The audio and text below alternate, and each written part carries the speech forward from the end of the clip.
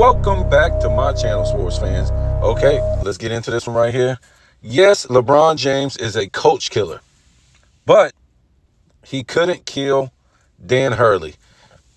Dan Hurley killed all the noise and turned down a 6-year, $70 million contract, which, was it really worth it when we talk about it?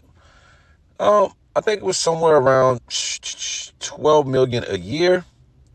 After taxes, you're probably looking at about $6 million, and the taxes there, and then your agent, your manager, your lawyer, you'll be lucky if you're walking with $5 million a year. All the antics you got to deal with. LeBron James doesn't practice. He has to run his system, which really nobody knows what it is. Who is going to deal with that? Maybe he would be gone after a year, and then where is he going to coach then?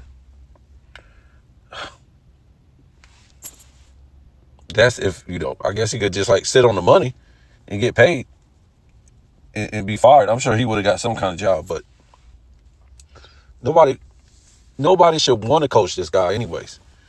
He's about to be 40 years old. If I'm not mistaken, since the bubble championship, they've only won, 2 playoff series? That's hard to believe. A team with 2 All-NBA players and a player who AD is always on the all-defensive team. 2 top 75 players. That's all they can give you? 2 playoff wins since the bubble? Wow.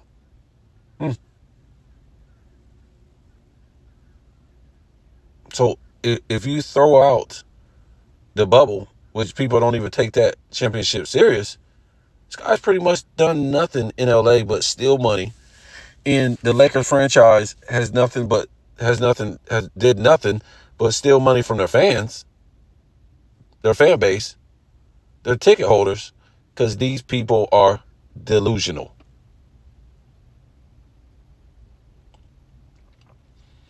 And to me, these are not the same fans of old, of the 80s, 90s, even early 2000s, even 70s. These fans would not have this. The Lakers are using this guy to sell merch. A loser. You brought a losing product, a loser, over to the Lakers organization, who was 3-6 at the time, a loser with only 2 statistical titles. And this is your biggest hype. You haven't gotten nothing out of this guy but a bubble championship.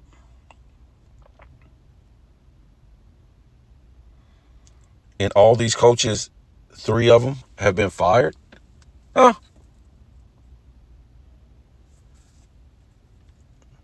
Well, you can see in the media, his buddies are starting to turn on him.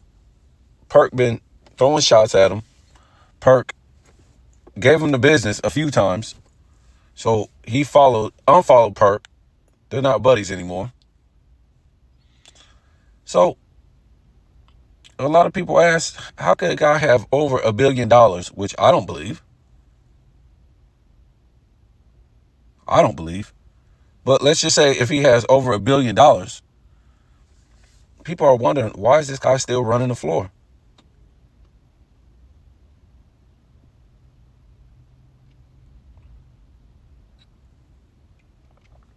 Well, to me, I think he's doing it for the NBA. I think he owes the NBA. The NBA is a dying product, okay? And a lot of people have and continue to make money off this circus act that is LeBron James, a false idol.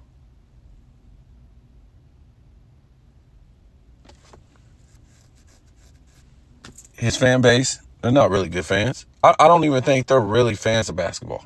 His fan base.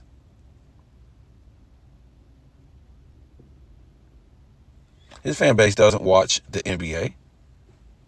They're not basketball fans. We all knew what basketball fans were back in the day. Even if your team wasn't playing in the playoffs or the finals, you were still watching NBA basketball. And that's why the ratings were never poop like they are today. Take the NFL, right? The playoffs and the Super Bowl always have great ratings. And that's because NFL fans are NFL fans. So even if their team isn't playing in the playoffs or Super Bowl, we still watch the NFL because we're NFL fans. LeBron James fans are not basketball fans. If LeBron isn't playing, they're not going to watch the NBA. Hell, they're not even going to watch the NBA if this guy is playing half the time. They'll just go back and watch a box score or look at a box score. Because their whole gimmick is a stat line. Because LeBron's entire gimmick to his career is a stat line.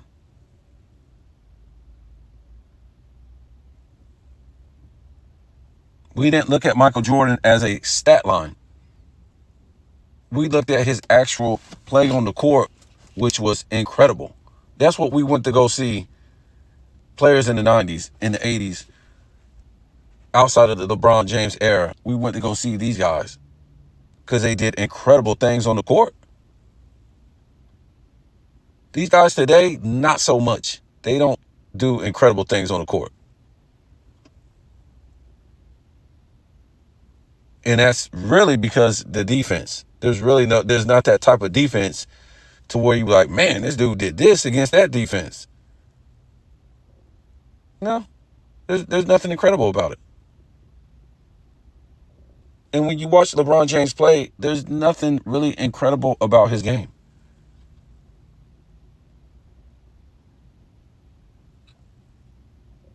Uncontested layups and dunks. And stiff arms to the basket like he's a running back going down the hole against skinny three-point shooters or little skinny centers and power forwards. Wow. Your MVP guys play no defense. Your greats in the game from Europe really had no defensive skills. Could you imagine they calling you a great or an MVP winner and you don't play defense in the 80s and 90s? Wow. I just couldn't even imagine. Or you're not even on the defensive team?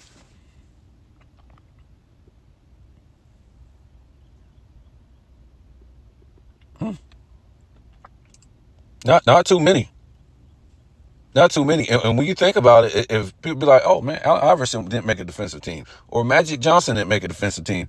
Well, those guys led the league in steals a couple times and didn't make a defensive team. That'll just tell you how loaded, how talented at that position defenders were at that position. Had nothing about these guys didn't play no defense.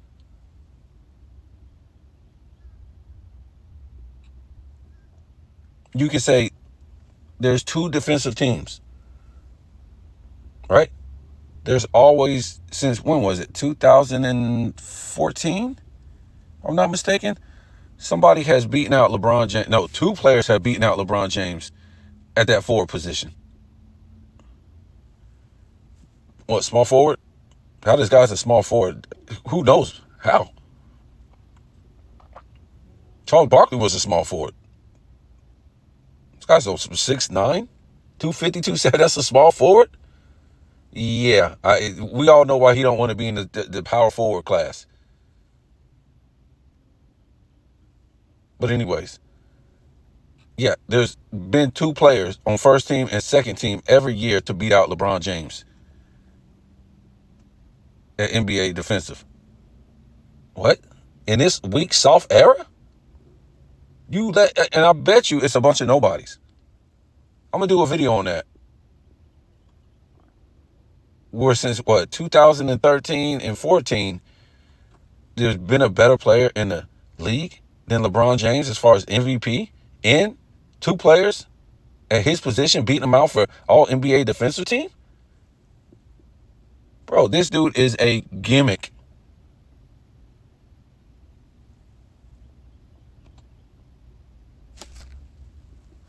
The dude is a gimmick.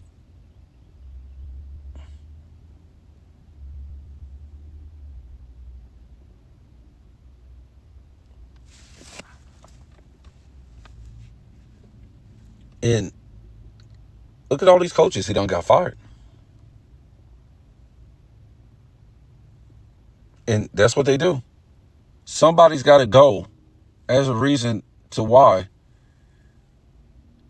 they didn't win a playoff game, or they got swept, or they didn't make the playoffs. Somebody has to be the fall guy and the scapegoat for LeBron James. Not him sitting on the court, chewing his nails, not playing the liquor defense. How could anybody be saying this guy is great at this point? I'm not talking about like now. I'm talking about like for a hot minute. And a lot of these people don't want him to retire in the media because they have to change the script. They got to change the script. Remember where this guy is. Oh man, he 4-time champion, 4-time MVP winner, 4 Finals MVPs. That's all they say. They never bring up his statistical titles. But when you hear people like Chris Broussard and Stephen A. Smith, and the reason why they put Michael Jordan number 1 is they'll say 6 MVPs. 6 championships, 6 Finals MVPs, 5 MVPs, 10 scoring titles, right? And 3 steals titles. So what they're doing is they're listing his championships, MVPs, Finals MVPs, and statistical titles. So that's the criteria of why Michael Jordan is number 1 to Chris Broussard and Stephen A. Smith. So when you put those things together, Michael Jordan is number 1. But when you slide over to Kareem and put his up, right, he blows LeBron away. He blows LeBron away.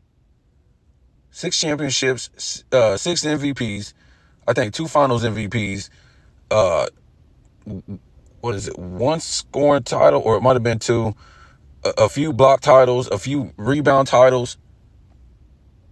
He blows LeBron away. And then you can go to Wilt. He does the same thing. What he had? 4 MVPs, 1 Finals MVP, 2 championships, 11 rebound titles, and 7 scoring titles, and 1 assist titles. That blows LeBron away. You say, oh man, he ain't got championships, man. He only got 2. LeBron has 6. 6 finals blowouts. Not even seen a game 7. So 4 and 6 and 2 and 4, that's the same thing.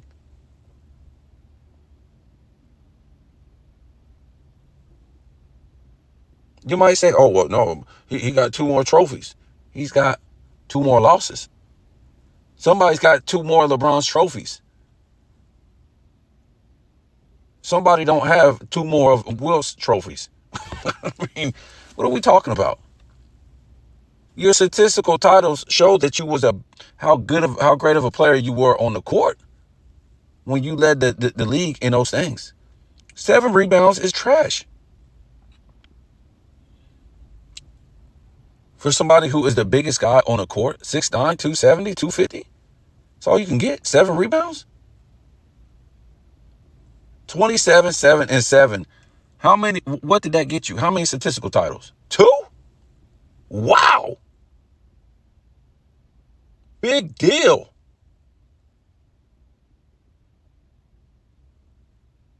Two statistical titles. That's it? In 21 seasons? That's garbage.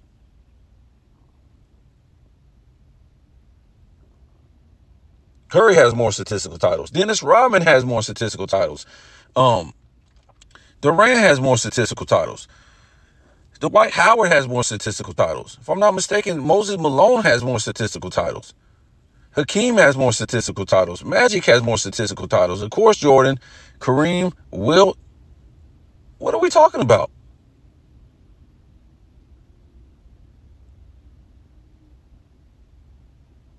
These guys winning MVPs without even having one statistical title. That's crazy. I'm saying the years he won MVP, he didn't have one statistical title.